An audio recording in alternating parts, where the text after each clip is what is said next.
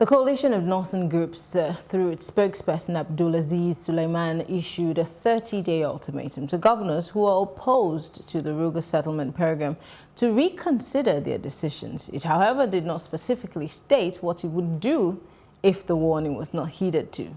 Now, the big question there is, are the southern citizens living in the north in danger? Well, joining me to have this conversation, once again, I still have Obi Ajegbo, lawyer, and of course, we have Mr. Paul Osunke. He is a good governance advocate. It's still good to have you join us. Now, this is the most discussed topic. This is, I'm sure it's trending on social media right now. Because when I first saw that video, literally, I thought it was a joke until I saw the channel that it was airing on.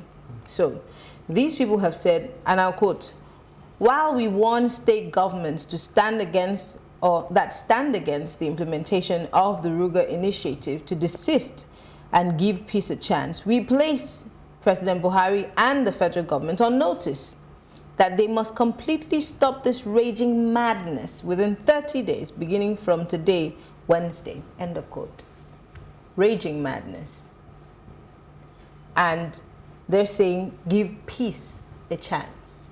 So let's go back to the beginning of all of this. Cattle rearers clashed with rustlers, clashed with farmers, and people started dying. And then we started seeing people carrying guns. Normally, what you see a nomad carry is a stick. Yeah. But then it started from these killings.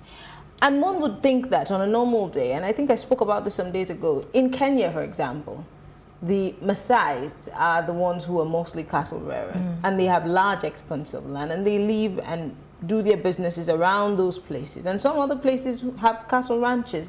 Why is it so difficult for us, I'll start with you, in Nigeria to consider this as opposed to this Ruga settlement? Because they're two different things. Okay, so I think it goes back to the fact that Nigeria is still thinking like a third world country.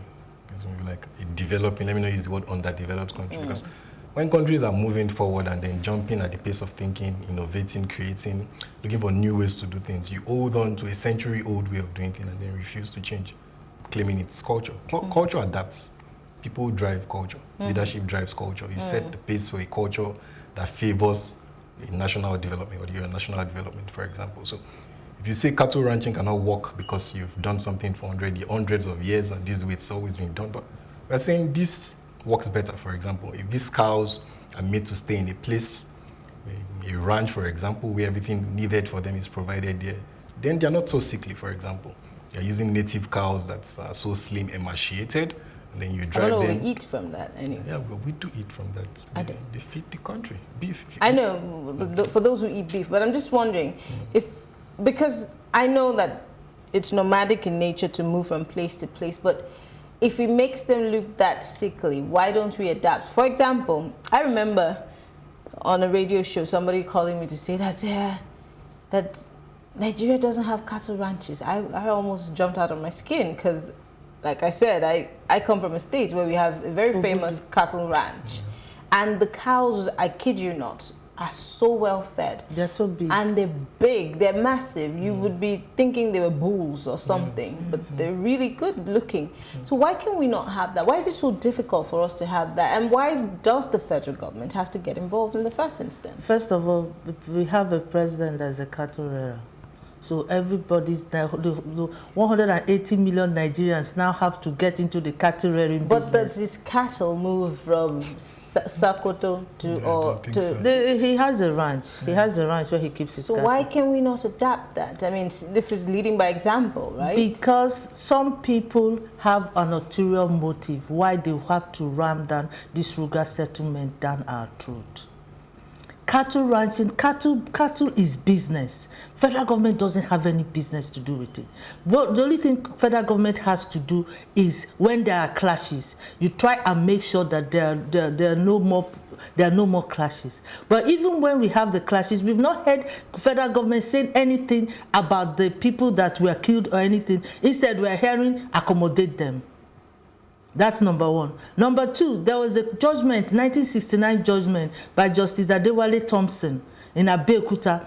And the part that struck me was where he said it is inimical to peace to have people nomads, people, cattle roaming around. And that judgment wasn't queried, it wasn't appealed on, it wasn't there, but it's still there. So open grazing has always been banned in Nigeria. So why should this come up now? Now, Ruga settlement means I go to your state and I take your land and I give people.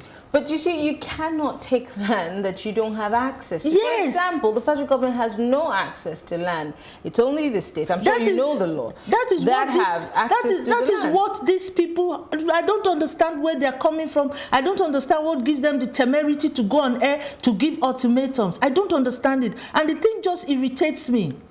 I'm just wondering. Now, the very Reverend Okoje, Cardinal Olubunmi Okoje, recently in a statement titled "Face to Face with the Truth," described the president's act as an act of injustice. He even stressed that it amounted to the height of duplicity for the presidency to tell Nigerians that this is the solution to the problem of the herdsmen.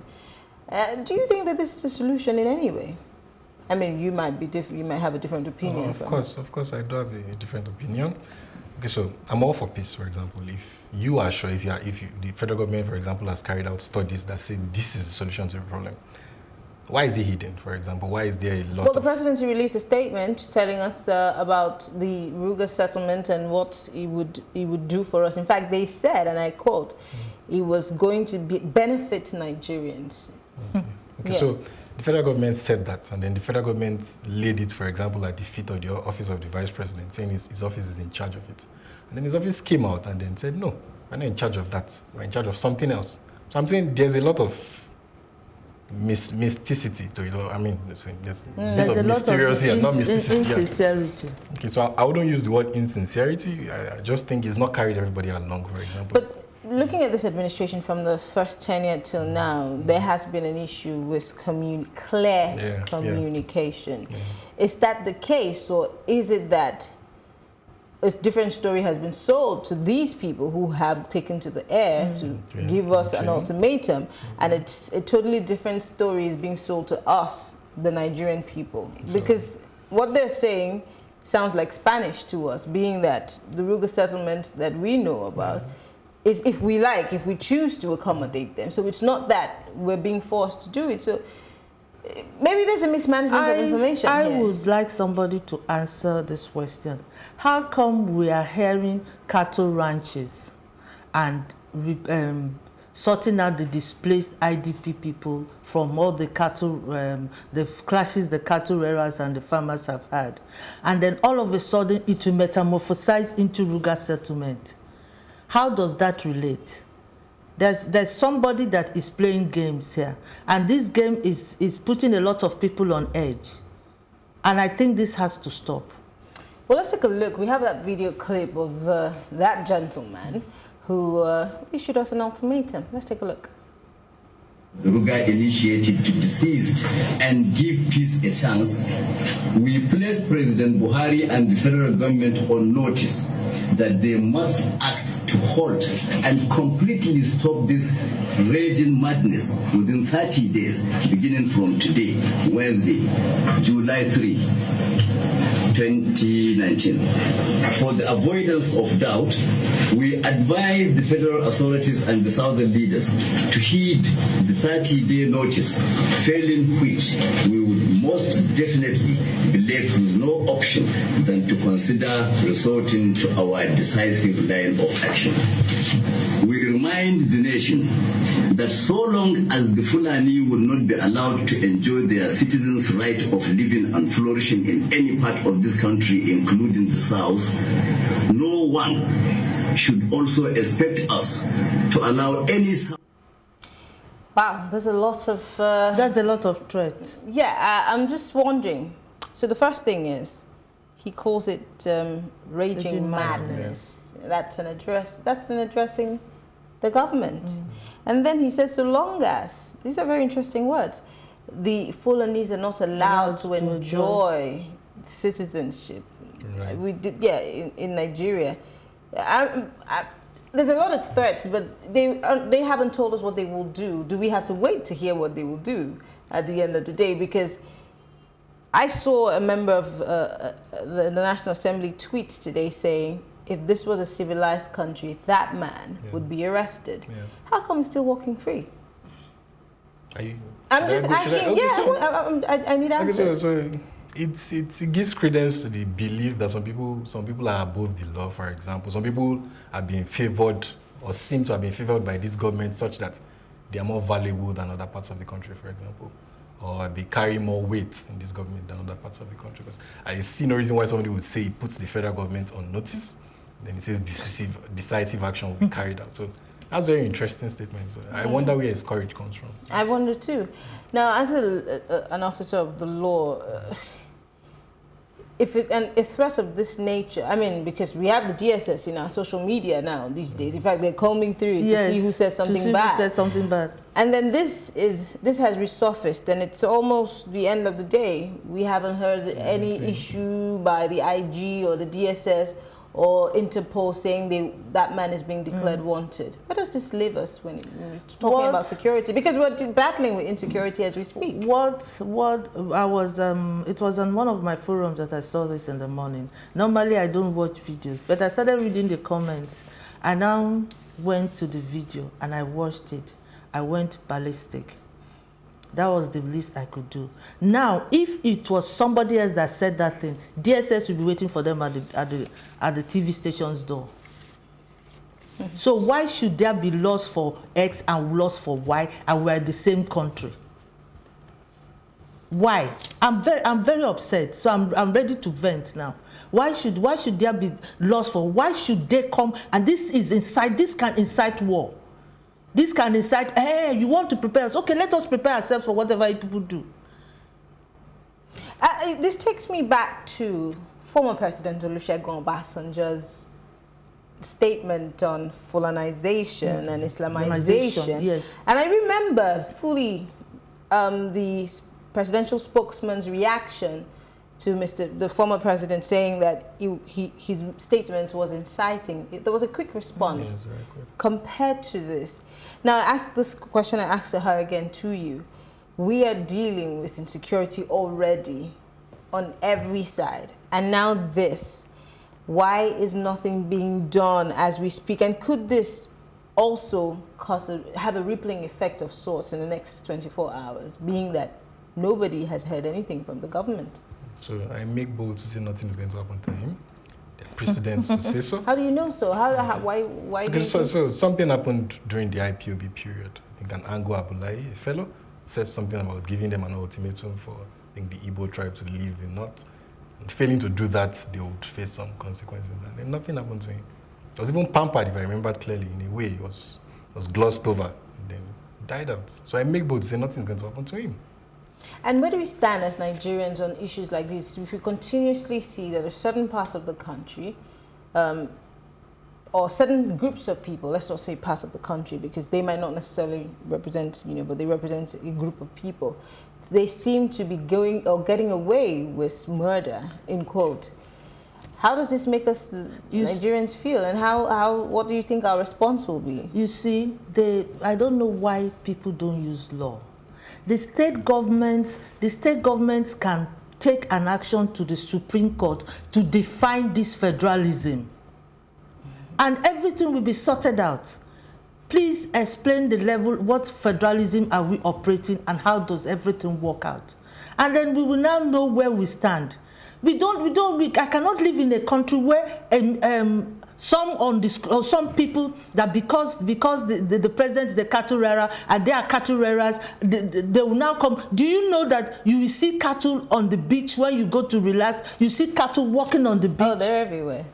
And you see cattle, even in hotels, you see cattle. Why? In this year that people are planning on moving to the moon. And we are now talking about cattle. This thing has to stop. This nonsense has to stop. I took to Twitter, I took to handles this morning to spread this thing. I said this nonsense has to stop. It must stop. But there are also, the issue of nomads in Africa, West Africa. Yeah. Central Africa. Yes, we've had these issues. But we could take borrow a leaf from Ghana, who's just next by, and some other countries that are around us who have cattle. And let's go as far as Southern Africa to Botswana and the rest of them. Why is it so difficult for us to pick up what they have learned or how they have managed their issue and been able to, quell it instead of just letting it slide? And there's been a culture of silence every time we have an issue with these herders. Can I answer this? Sorry if you don't mind. There's an ulterior motive to getting land in these places. There's an ulterior motive. What sort of ulterior motive? Because if you see this man is pissed off, he's pissed off that the South has not allowed them have. What are you, aren't they building? But he's just one person. He's just one person. But note that he's the spokesman for the coalition of northern groups. That casts a wide net. I expected lots of northern leaders to have come out to have disclaimed him, or at least to have dissociated themselves from him. But they've been quiet. There's another agenda. Why is he so angry? His anger is that the South doesn't open it. We are building railways. You can slaughter your cow in Sokoto and put it in a refrigerated truck, and within the next 6 to 8 hours it gets to Anambra, gets to Lagos. Why is he emphasizing on the South? No, we don't want them in the South. No, we don't want them. Okay, so to respond to this, for example, so in those countries you mentioned, the government set the tone for what they wanted. So, for example, in Ghana, you said, okay, we don't want roaming about, for example, if that's what they wanted, and maybe this causes clashes. Stay in ranches or build ranches for your businesses and run your business within a certain area. And then they had to obey because the government was going to enforce it, or the government enforced it probably.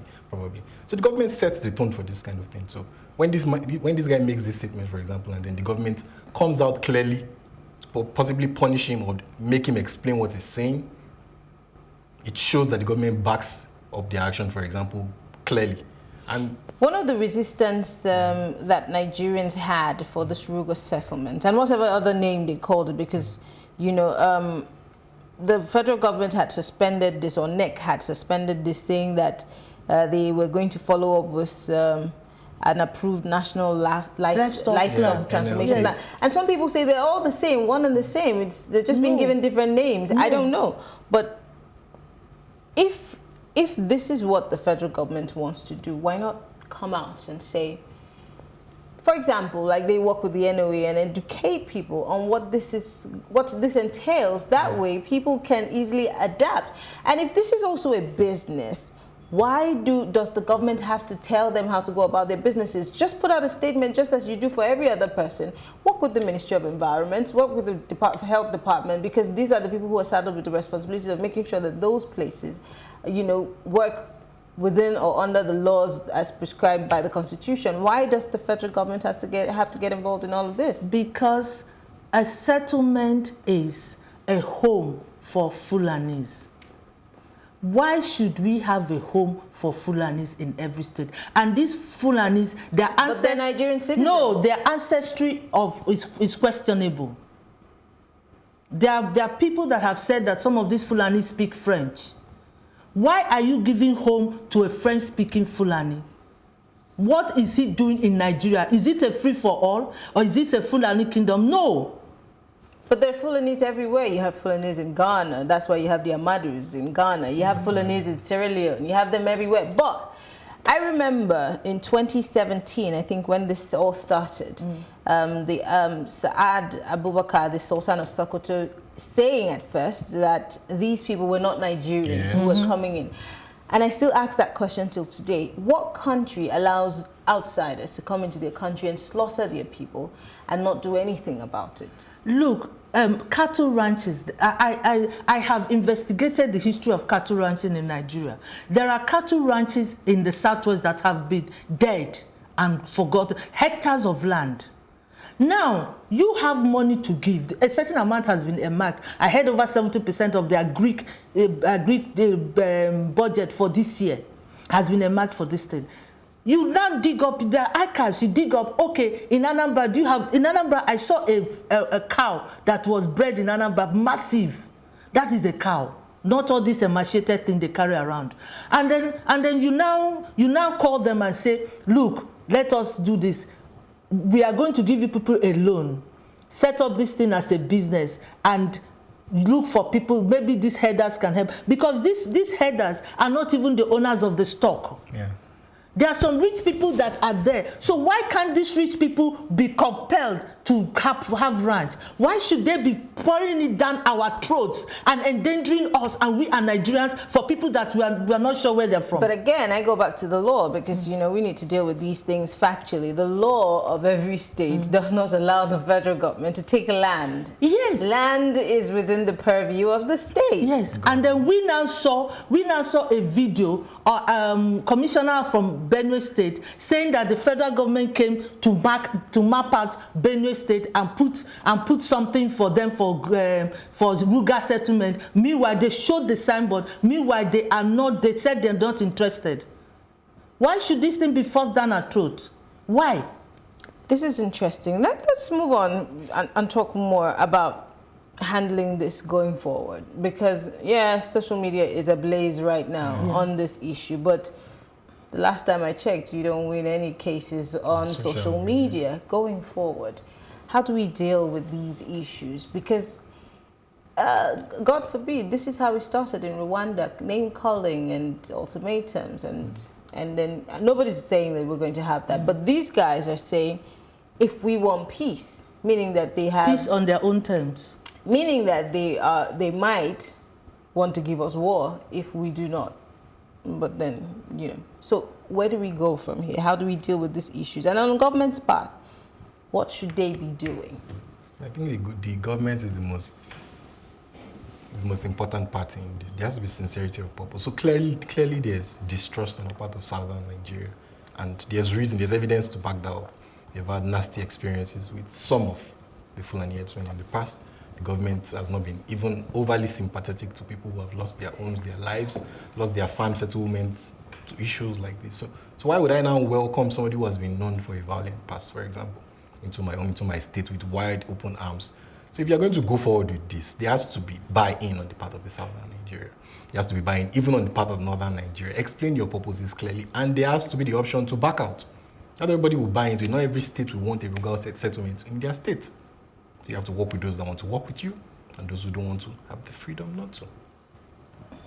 Firstly, the government owes Nigerians an apology for this thing. The government, they owe Nigerians an apology. Then secondly, do we see this government doing that? I'm just out of curiosity. Secondly, what are we doing? Are we sorting the issue of cow people, or are we settling some people? That is what we have to tackle. Are we settling the issue of cow people? Because this thing has been on this drawing board for the past 10 years. They've always been talking cattle ranches, cattle ranches, cattle ranches.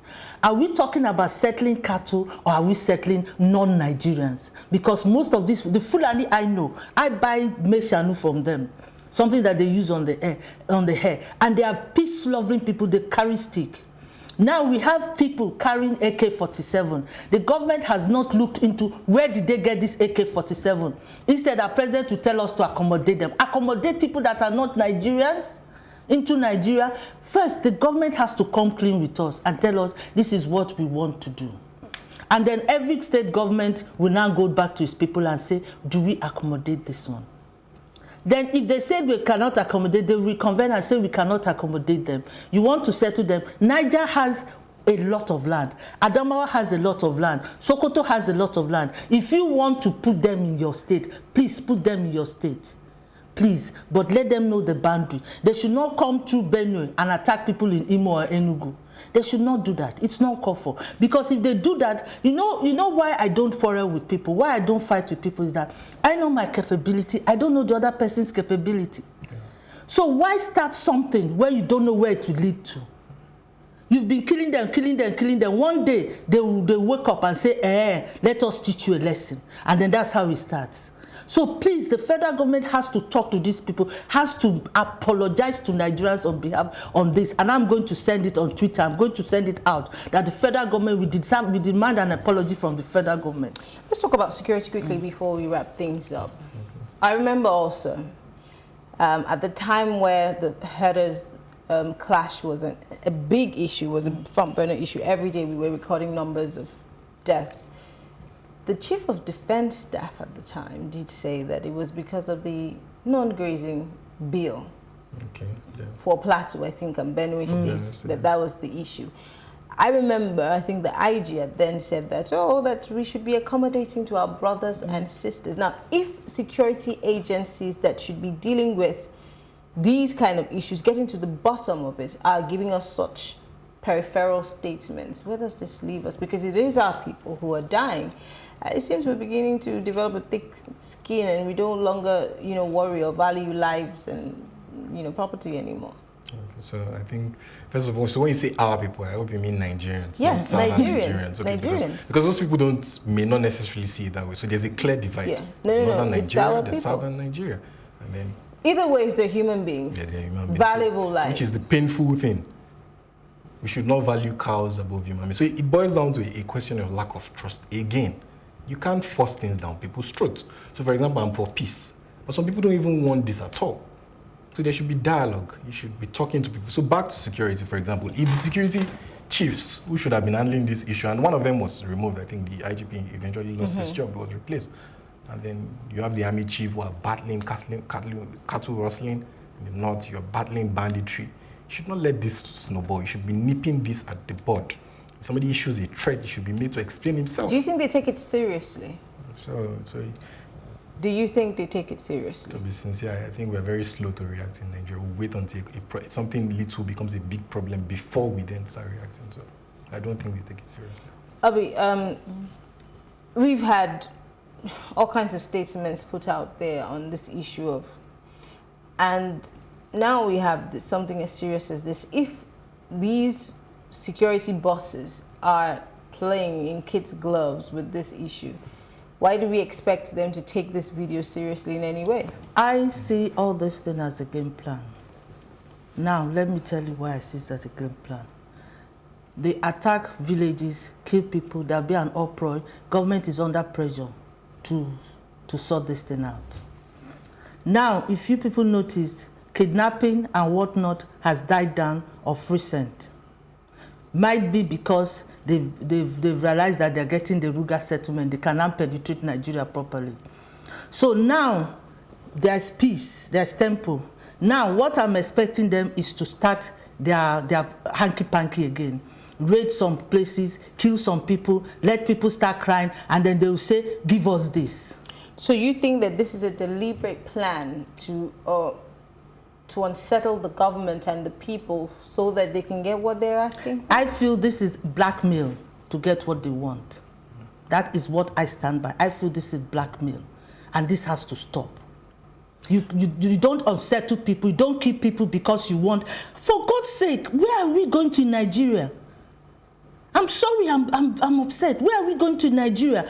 People are dying because of cattle of 200 and 250,000 for a life that the person can make about 50 million and take care of. Families are dead. Women, babies are cut out of their stomachs because of cattle. And we are discussing it. We are actually discussing it. And some people are coming on TV and making noise. This is rubbish. I'm sorry. This is totally uncalled for. But again, I want to put the judiciary on the chopping board here. We're quick to deliver judgments on stuff, and I always put the NBA on the hot seat. You don't have to wait till a case comes to court. There are things that you can also lobby against or speak up against. I don't hear anybody talking about these issues. I don't hear associations speaking up about it, apart from the Afenifere and, a few people who have said they kick against it. And of course, the Reverend Olubu. Ohaneze. Yeah, they have spoken about it. But I'm talking about if the NBA, as a group of people, speak up about these kind of issues, knowing what the aftermath could be. This press conference came at a time when people are in their offices. Most people don't have TV in their offices. Or if they have TV in their offices... Well, thank God for social media. If they have TV in their offices, if you're busy, you don't go. Most people go to social media at night. So we would expect their reaction from this night to tomorrow. So, for example, may I come in? So, for example, if the system works, you don't need a champion to push something like this out. Well, this is Nigeria, so... Yes, so the system doesn't work. And we've had champions in the past without Gani Fawemi, for example. Festus Keyamo himself also was a champion for cases like this. Was? You used the word was. Yeah, so what happened to Festus? His voice has been lost since he got into the government, unfortunately. Interesting. I still respect him a whole lot, but it is what it is. So I'm just saying the system doesn't work and we don't have champions. So the people would have to champion this themselves. So we're doing the right thing. We're discussing this. We're putting it on the front burner. We're making sure they see that we object strongly to this. So if the government is a listening government, for example, that prioritizes the voices of its citizens, that elected you in, you should act on this. And I sincerely hope she's wrong, that the blackmail doesn't work. You can't issue a threat and then your wishes come to pass. It would be very unfortunate. Well, we'll keep our fingers crossed and see what we hear or see what happens tomorrow. Maybe the government is going to say or do something, or security agencies would declare that man wanted. But I want to say thank you to you, Paul Oshunkeye, good governance advocate, and Obi Ajegbo, legal practitioner. Thank you very much, gentlemen, for speaking with us. We'll take a short break and bring you our plus packages, and when we return, I'll be giving you my take. Stay with us.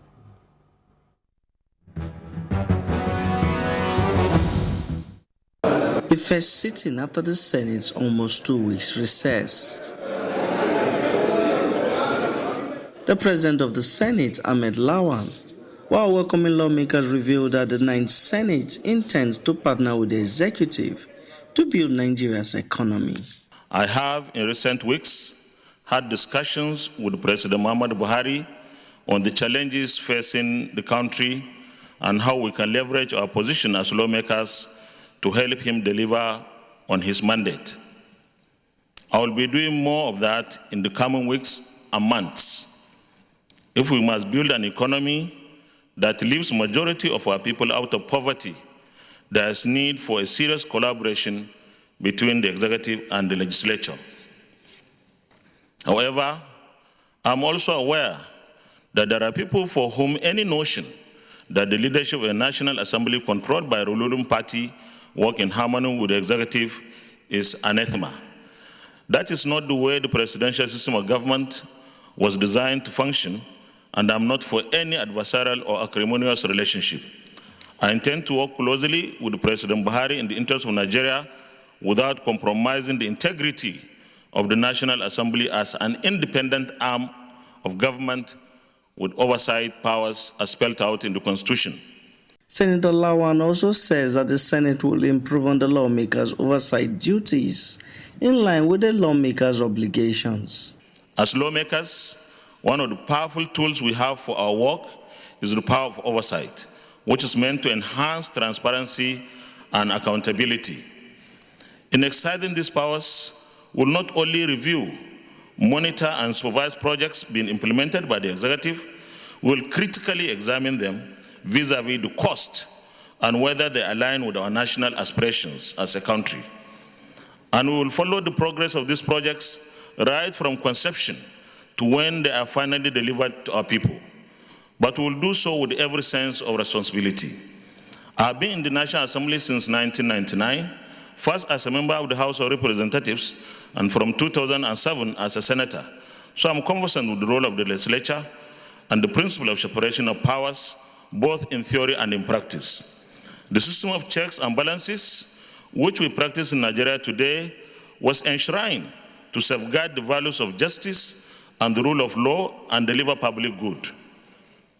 Therefore, in a season when majority of Nigerians are more concerned with outcomes that reflect their concerns, the best way to serve that interest is through cooperation and collaboration. He also read a letter from the National Chairman of the All Progressive Congress, Adams Oshomole, listing the names of the party's principal officers. Senate Leader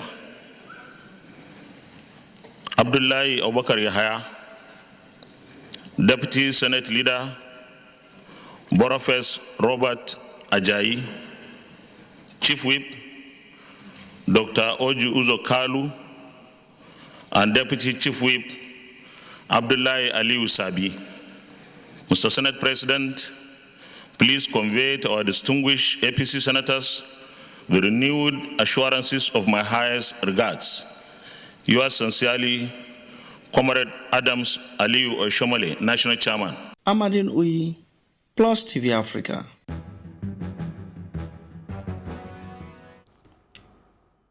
Well, it's time for my take. Now, the National Assembly just barely, got on its feet to get involved with the business of the day. And here we are, of course, a tussle of who should be what. And the minority Should the APC be telling the PDP who they should be fronting as their minority leader, or is this another tit-for-tat game that we always see on the floor of the National Assembly? Well, I think that the members of the National Assembly should give peace a chance. We have so many things to deal with. There's a lot on Nigeria's plate, and our legislators need to stop this pettiness and get to business, get to work. Talking about the Ruga settlement and that disturbing video that just surfaced online, a man who is giving governors and states in the southern part of the country an ultimatum of 30 days, calling the issue of not allowing Ruga settlements in some states madness. Wow. I'm wondering, if this were a civilized country, will that man still be walking free 24 hours later? I'm imagining if I were the one who put out such a sensitive statement, would I not be taken up by the DSS right from the door of the studio? I'm just wondering. So why is there some silence? It's just, I don't know. It's like there's so much silence on this issue of herders and this issue of herdsmen and killings of Nigerians. Lives are being lost every day. When I was growing up, herders, the nomads, they carried sticks. Now they carry guns. And we're wondering, there are people who are making excuses that they're not even Nigerians. So why are we getting settlements for non-Nigerians? Do we no longer have value for the average Nigerian's life? I mean, do we no longer care for the people of this country? We already know that we are so divided along ethnic, religious, and political lines. Why draw the line to be thicker? Mr. President, wake up to your responsibility. A lot is happening, and it seems like everybody's sleeping on this one. Well, as Nigerians, we have to take our place. We need to stand up and say, enough is enough. And no matter how we go about it, our voices have to be heard. I am Maryann, and it's been Plus Politics. So have a great day.